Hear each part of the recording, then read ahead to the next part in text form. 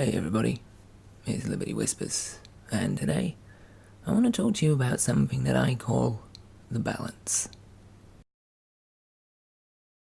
For the last few years, at least, going through different circumstances and scenarios and headspaces, I've taken ideas that I've picked up from other people and I've framed experiences that I've had.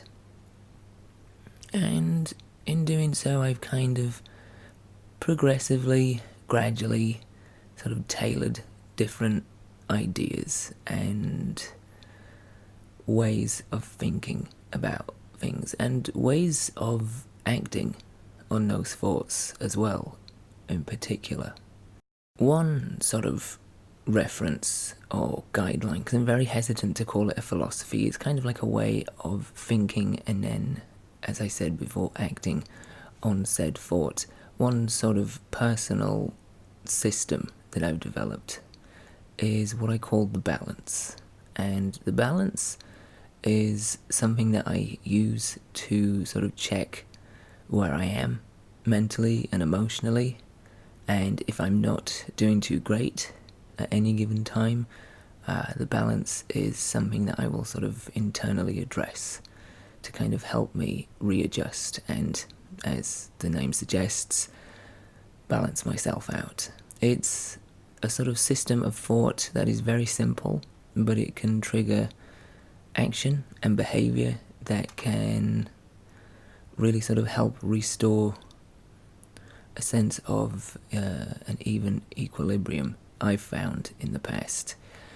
And essentially, the balance breaks down into two sections. The first being time management, and the second being emotional allowance. What I mean by time management, and why I consider this a key part of my own pursuit of happiness, is that we live in a very different world now than we did, say, 15, maybe even 10 years ago. Everything is on hand. There is a wealth of information, which is an amazing thing, but it can also be a huge tool of procrastination. It can be a huge tool of distraction. It can be a sinkhole in which things just don't get done, things that we're supposed to do, things that we really want to do, but we don't, because we are overstimulated and we are absorbed often by our phones, which is kind of ironic considering you're probably watching this on your phone, I guess. But time management is something that has really become vital to me in the last, I want to say, 2 years for sure. And it has become a vital step towards my pursuit of happiness. Years ago, I was terrible with time. I really kind of took the commodity of time for granted. I kind of felt like I had just tons of it, and I was quite happy to waste a lot of it. And I was never ever prepared, I was never organised, and I'm not saying that I am completely organised, but I am a lot more conscious of how finite time is now. And as part of my own pursuit of happiness, I really kind of am becoming a stickler for making the most out of my time, getting the best out of my time, especially in this last year when I've had a lot of it on my hands. I wanted to be as productive as possible with it, because in the past, when I've had a lot of time on my hands and I've had no real sort of no real goal or sort of vessel that I can pour the time into, that time gets lost, and that's when my own sort of mental balance becomes adjusted, and my own sort of sense of happiness and well-being kind of begins to slip. So especially in the last 2 years, but specifically the last year, I've really gained a, I want to say, profound respect for time. And that is why it really is the main bulk of the balance. Of the two, it is the one that I think I've really attached myself to more. And if you find yourself kind of struggling to manage your time, then I'm going to talk about something that I think has really helped me, especially in terms of breaking tasks down and using that time to get the things that you really want to get done and the things that should be done. What I'm talking about is something called the Pomodoro technique, which I'm sure many of you are probably familiar with. A number of you have probably tried. A number of you probably exercise this time management technique a lot. But for those of you who have never heard of it, for those of you who don't, then I want to talk about it very briefly because I find that this helps me tremendously. So the Pomodoro technique, there are other time management techniques out there. If you have any that you particularly use or practice or have found effective, then please do let me know in the comments below, because I'm always looking to try different ideas and techniques, especially when it comes to maximizing time. But the Pomodoro technique is something I have been using for the last year and have found quite a bit of success with it personally, in terms of getting things done, just getting tasks completed, or sort of dividing my time and not feeling like I have top-loaded one day and then done very little the next. It's really kind of helped even out the spread of things to do every day. Essentially, for those of you unfamiliar with it, the Pomodoro technique is something that was invented in the late 80s by a guy called Francesco Cirillo, I think was his name. And really it boils down to a very simple structure, but that simple structure is, in my personal experience, very effective. And it goes something like this. Step 1, decide on what task you need to be doing. That's pretty much straightforward. Number 2, set your Pomodoro timer, which could be anything. I do know they actually make Pomodoro timers, a little tomato, because I believe Pomodoro is Italian for tomato, and you can buy them, which at some point I actually might do. But for the past year, I've just used my phone, and I guess that's one of the conveniences of having a phone right there, amongst many others. You've got a timer on it, so that's what I do. Set your Pomodoro timer for 25 minutes. You then work on the task solidly with full concentration for 25 minutes. And then when the timer goes off, you stop for 5 minutes, or 3 to 5 minutes, I think it is. You take a rest, and you put a check mark on a piece of paper to say that is one session done. And then you, go get yourself a mug of tea, or just walk around. Just kind of, if you've been working at a computer, maybe take your eyes away from the screen for a few minutes. Maybe even close your eyes. You've got 3 to 5 minutes to just rest.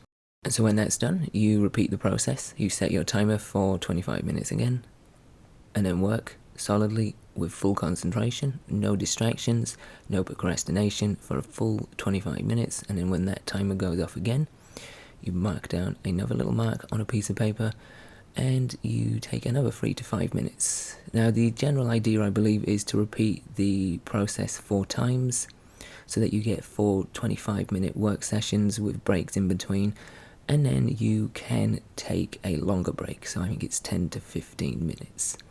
Now, I've done it the traditional way, but I have also kind of applied it and sort of reconfigured the time structure on it. So there are times where I will do full 45-minute sessions and then take 15-minute break.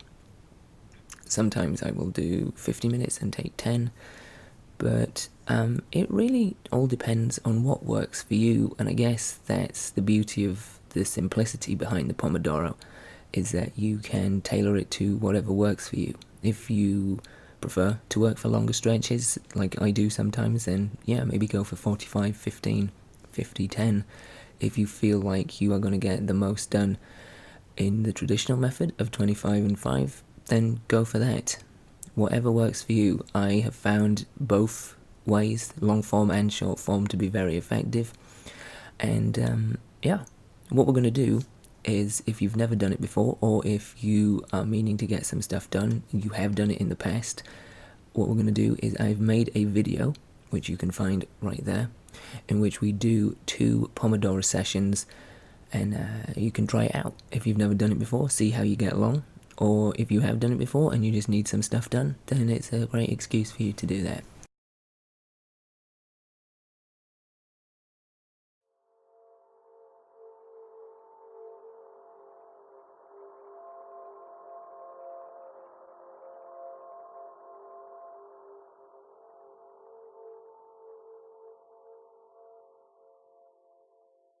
I want to talk for a moment or two about routine. Routine is key to time management, and I know that sounds very obvious, but I think it's something that gets overlooked quite often.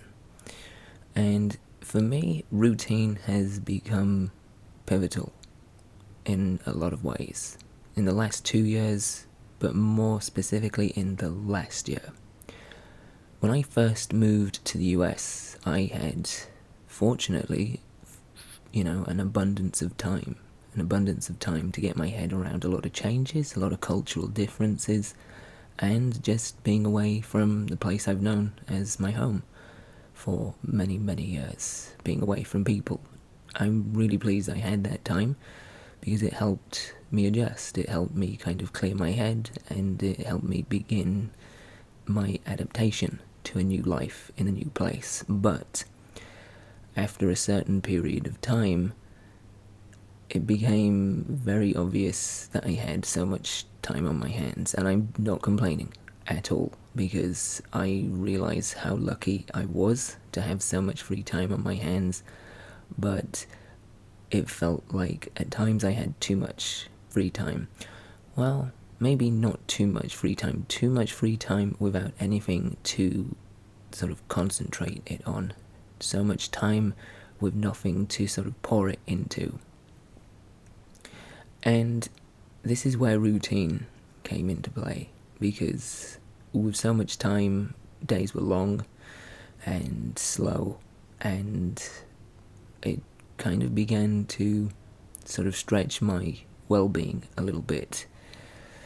Because as nice as it was to have that time to adjust and to kind of relax and just enjoy myself to a certain degree, it became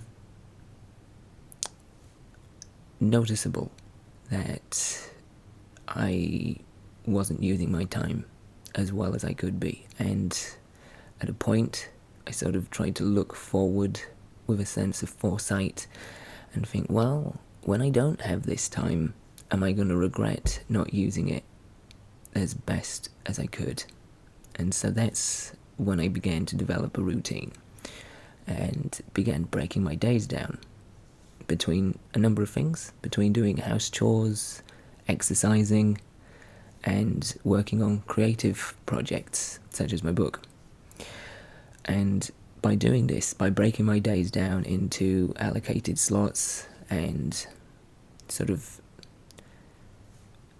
separating the hours that I had into different sections, it really helped me gain a better sense of being.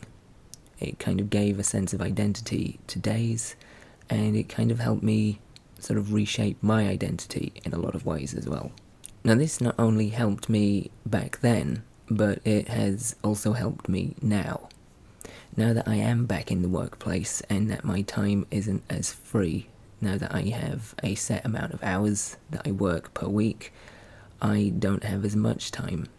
But by having that routine established and by kind of getting into the habit of breaking my days down and allocating certain chunks of time for different things, it's really kind of helped me take advantage of what time I do have.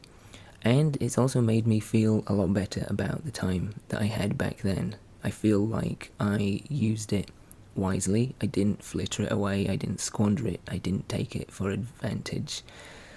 And I didn't take it for granted. For me, personally, as important as routine has been and continues to be, it is just as important to break routine, which I know sounds somewhat contradictory, but it's true.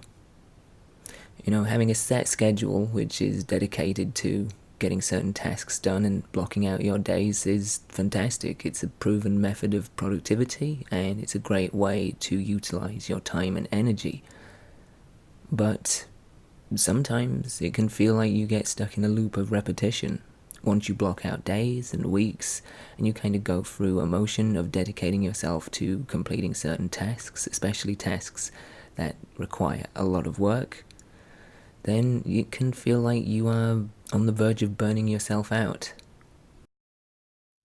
It can have a really slow burn effect on your overall mood and mental well-being, and for me, it is of the utmost importance that occasionally you break routine. It gives you a bit of alleviation from everything that you've been doing, everything that you've been working towards. It kind of just puts a little buffer between there, and it kind of keeps your sort of mentality fresh, especially if you are working on a sort of long-term project which requires a lot of time, a lot of patience, a lot of hours put into it. It is essential that you give yourself a bit of buffer of time, that you break yourself away from it sometimes, because I am very much speaking from personal experience, become too focused on something sometimes and lose sight of the bigger picture. And that is why, for me, it is important to occasionally break away from your routine. So, instead of spending the afternoon working on that thing that you've been chipping away at for the last 4 weeks, how about you go outside, find a local beauty spot that you haven't visited for a while, maybe even get out of town, get on a bus and head somewhere, maybe somewhere you've never been before. Maybe just put your headphones in, walk around downtown somewhere, listen to some of your favourite music that you've not listened to for the longest time, or maybe just curl up at home, have a duvet day and binge through a TV season that you've been meaning to watch. So yeah, as important and as integral and as vital as I think having a routine is for time management, the clue is in the title. It's time management. It's managing your time, both effectively, productively, but also healthily. It's great to get things done, but it's also great to just have empty pockets where you can just do something different, where you can be by yourself, where you can be outdoors, where you can just disconnect from constantly thinking, oh, have I got this done? Oh, have I managed to get any further with this?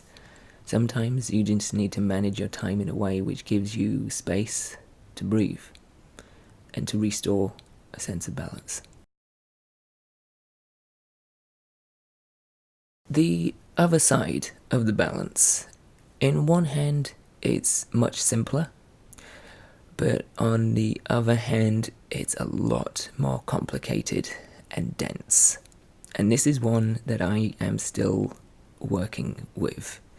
I'm still working with time management. That is constantly a beast that needs wrangled. But emotional allowance, that's the one that is very much the work in progress for me. As human beings, we have a wide emotional spectrum, one that is regularly molded by time and circumstance. But as I mentioned before, the nature of contemporary society often doesn't really allow us to connect with that spectrum. Modern life is constantly moving so fast, we have so much stimulation, so much information thrown at us at such a consistent rate. FOMO is sadly a thing that has entered the general psyche, and with that comes the pressure to maximize everything. And this level of mass connectivity often leads to a big disconnect of the most important thing, ourselves. The way the world operates these days, it can be so easy to ignore all the feelings we have and allow them to just build up inside of us, unchecked, unrecognized. And this is not healthy. I am very much speaking from experience here. At certain points in my life, and in particular this past year or two, I've powered through a lot of emotions and not really allowed myself to be sad when I felt sad or be angry when I've been angry. And in doing so, I've genuinely overwhelmed myself at times, or I've just flat ran out of gas completely. It really is okay to not be okay. And we tell each other these things, but we often don't tell ourselves this thing, which is so simple but so true, and sadly, so often overlooked. We feel all of these things for a variety of reasons. We need to. It helps us understand, it helps us appreciate, and it helps us grow. I'm not just talking about negative emotions here either. I'm very much including joy and happiness. If something good is happening to you right now, if you're on the verge or you're in the midst of a positive change, or just a positive feeling, don't put it in the background. Don't relegate it back there. Don't shove it to the side. Sit, or even better, lie down on a comfy bed and focus solely on that feeling, what it means to you, how good it feels. I understand that the anticipation of said good feeling or accomplishment can be greater than the moment itself. It's kind of like when you're waiting for a parcel to arrive. You're more excited for its anticipated arrival than you are the actual thing that's in the box, but don't let that arrival go without celebration. Don't just discard it once it's there. Take the time to really marinate in that feeling. Whether it's good, bad, terrifying, painful, joyous, amazing, whatever it is that you're feeling, allow yourself to feel that emotion fully, without compromise. This is something that I'm working on very much at the minute. It is a work in progress, but emotional allowance, it's what makes us human. The fact that we can feel a variety of things and that we can process it in different ways. And that's what we need to do. We need to process our feelings. I am very much guilty in the past of, as I said, just stuffing feelings away, boxing them, archiving them. Oh, I'll deal with that later. I don't have time right now. I don't know what to do with that. And sometimes you don't, and that's fine. A lot of the times, nobody knows what to do with emotions. Sometimes the only thing that you can do, and really should do, is just feel them. As I said, fully, without compromise.